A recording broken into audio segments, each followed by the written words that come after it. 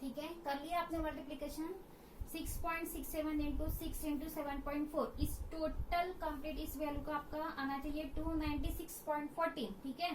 Then 3.84 into 3.84, इसका आपका आना चाहिए 14.7456, तो अभी आपको क्या करना है, दैट इज 296.14, तो इससे आप राउंड फिगर में 15 भी ले सकते हो। 14.7 है तो आप you can take here 15 round figure, तो इजी जाएगा आपको डिवीजन करने में, ठीक है।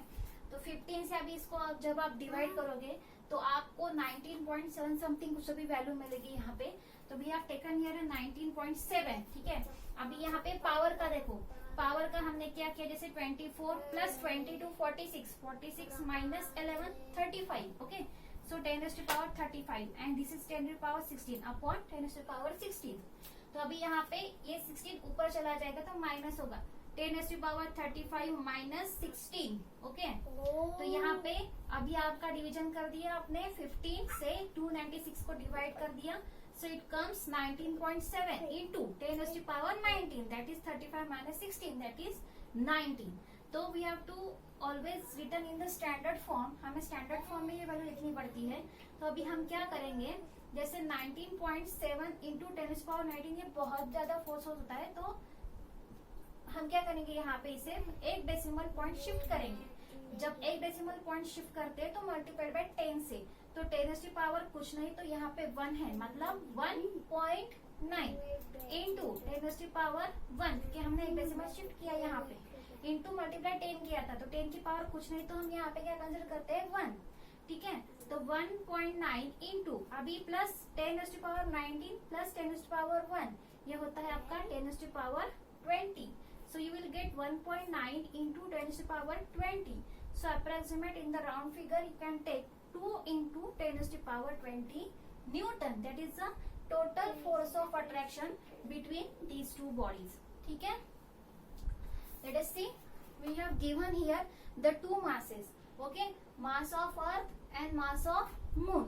The mass of Earth value is a 6 into 10 raised to power 24. Mass of Moon is a 7.4 into 10 raised to power 22 kg. And distance between these two bodies, that is R, radius is a 3.84.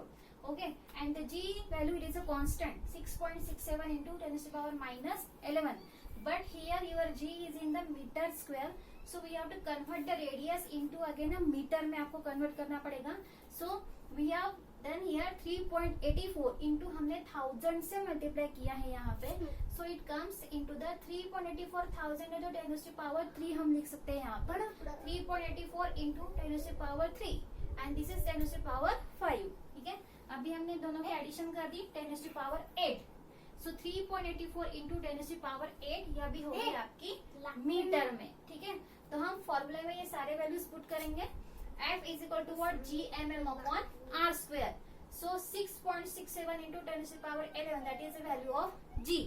Then 6 into 10 raised to power 24, value of mass of Earth. Then 7.4 mass of Moon के लिए, and R square मतलब radius, distance between two bodies, that is 3.84 into 10 raised to power 8 का square, ठीक है। तो मैंने आपको calculation easy हो इसके लिए आपको क्या बताया कि 6.67, 6 एंड 7.4, ये सारे वैल्यूज आप एक साइड में लेके आओ, ठीक है। एंड सारे जो पावर है वो आप एक साइड में शिफ्ट करो, ठीक है। So it will be easy for you. 6.67 into 6 into 70.7.4, so it comes 296.40. Then 3.84 into 3.84 is a 14.7456. आपको ये करके देखना है, इसी के ऐसे मत कॉपी करो इसे, ठीक है। आपको खुद से कैलकुलेशन करना है, बिकॉज एग्जाम में आपको खुद को ये करना है, तो आप इसी तरह से कैलकुलेशन करोगे और चेक करके देखोगे, टैली करके देखोगे कि आपकी यही वैल्यू आती है क्या, ठीक है। इनटू यहाँ पे 10 raised to power में 22 प्लस 24, ठीक है, 46 minus 11 35, they 10 raised to power 16, ठीक है। अभी यहाँ पे हमें कैलकुलेशन इजी है, इसलिए हमने क्या किया 296.14 को एंड 14.7 को हमने राउंड फिगर में ले लिया 15 से इस वैल्यू को आप डिवाइड करोगे तो यू विल गेट 19.7। अभी यहाँ पे 10 raised to power 35 minus 16, so it comes 10 raised to power 19, okay. So we have to calculate the value in the standard form. हमें स्टैंडर्ड फॉर्म में लिखना पड़ता है, मतलब एक डिजिट के बाद हम डेसिमल शिफ्ट करेंगे, तो हमने यहाँ पे वैसे ही किया, यहाँ पे 2 डिजिट के बाद डेसिमल था, so we have to convert into the standard form, so 1.9 into 10⁻1, ठीक है ना, सो इंटू 10⁻19, सो 1.9 इंटू 10⁻20 दोनों का addition, so approximate you can take that 2 into 10⁻20 newton, ठीक है। लास्ट एग्जाम्पल भी इसी तरह है, ठीक है, तो आप खुद से ट्राई करो, ठीक है ना, नहीं आता है तो मुझे बताओ, ठीक है, सेम है, मैं आपको बता देती हूँ कैसे करना है।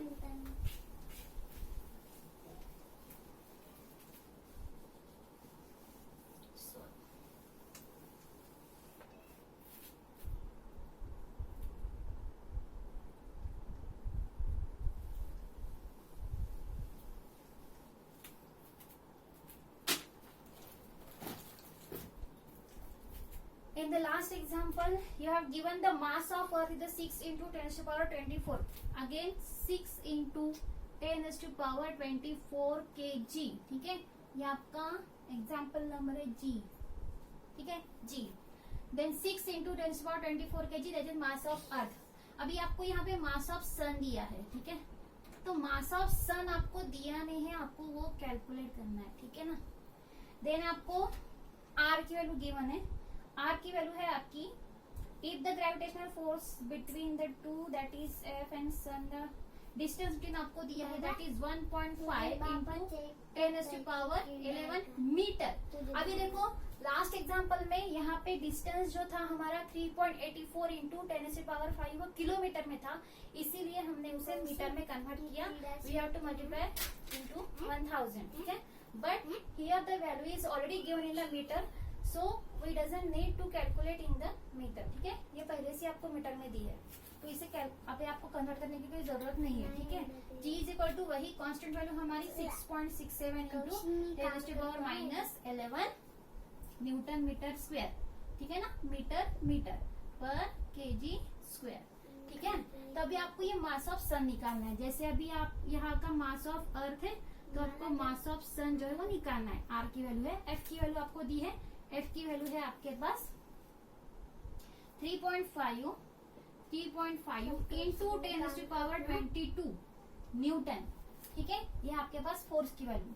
सो आप ये आपको इस फॉर्मूले सारे वैल्यू डालनी है। F की वैल्यू आपके पास है that is 3.5 into 10⁻22 is equal to, G की वैल्यू आपके पास है 6.67 into 10⁻11 into mass of earth आपके पास है 6 इंटू 10⁻24, ठीक है। देन आपके पास है R की वैल्यू, मास ऑफ सन आपको कैलकुलेट करना है, ठीक है। देन रेडियस आपके पास है दैट इज 1.5 इंटू 10⁻11 का स्क्वायर, ठीक है। तो आपको अभी क्या करना है, जैसे 3.5 इंटू 10⁻22 इज इक्वल टू, वैसे ही जैसे हमने लास्ट एग्जांपल में किया था 6.67 इंटू 6, ओके, देन अपॉन 1.5 का स्क्वायर वो होगा आपका 2.25, 10⁻11 इंटू 2 22, सो 10⁻22 इंटू अभी सारे पावर 10⁻11 इंटू 10⁻24, ठीक है। तो आप ये भी वैल्यू यहाँ पे शिफ्ट कर दो 10⁻22, ठीक है। तो ये वैल्यू आप यहाँ पे शिफ्ट कर सकते हो अभी, ठीक है। जैसे 3.5 इंटू 10⁻22 इंटू 2.25, ठीक है। अभी ये वैल्यू जो है वो अपॉन में जाएगी, दैट इज 6.67 इंटू 6, ठीक है, और इंटू में दैट इज 10⁻11 इंटू 10⁻24 और ये 10⁻22, ठीक है, इंटू 10⁻, ये 22 भी यहाँ पे शिफ्ट कर देंगे 22, ठीक है, 2.25। अभी आप इस वैल्यू का एंड इस वैल्यू का आप कैलकुलेट करोगे, ठीक है। देन आप इसका और इसका कैलकुलेट करोगे, करो कितना आता है आपका वैल्यू, और ये पावर कैलकुलेट कर लो।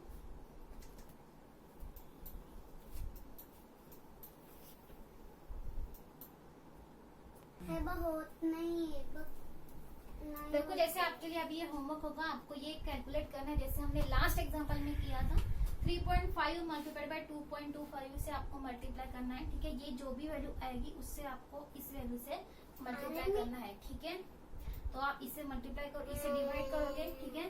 फिर ये पावर कैलकुलेशन इजी है आपका। पहले 24 प्लस 22 माइनस 11 करोगे, ये 22 ऊपर शिफ्ट करोगे तो माइनस होगा, ठीक है। वही सारा करना है उसी तरह जिस तरह हमने लास्ट एग्जांपल में स्टैंडर्ड फॉर्म में कैलकुलेट किया था।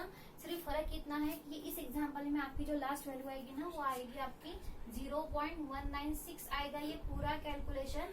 तो आपको अभी जब स्टैंडर्ड फॉर्म में आप कन्वर्ट करोगे तो 0.19 है, तो 0.19 को आप 110 से जब आप मल्टीप्लाई करोगे तो 10 ये -1 होगा, ठीक है। तो ये होगा आपका 1.9 इंटू 10 और ये जो पूरा आएगा उससे आपको ये पावर एडिशन या फिर सब्ट्रैक्शन जो भी होता है वो आपको करना है, ठीक है। But this is your answer, ये आपका आंसर आना चाहिए, ठीक है। ट्राई करके देखो, अगर नहीं आता है तो मुझे बताओ, फिर हम सॉल्व करेंगे, ठीक है। इसी तरह एक लास्ट एग्जांपल आपके एक्सरसाइज में जो दिया है that is question number 4 exercise, question number 4, ठीक है। तो हम अभी वही बार सॉल्व करेंगे, ठीक है।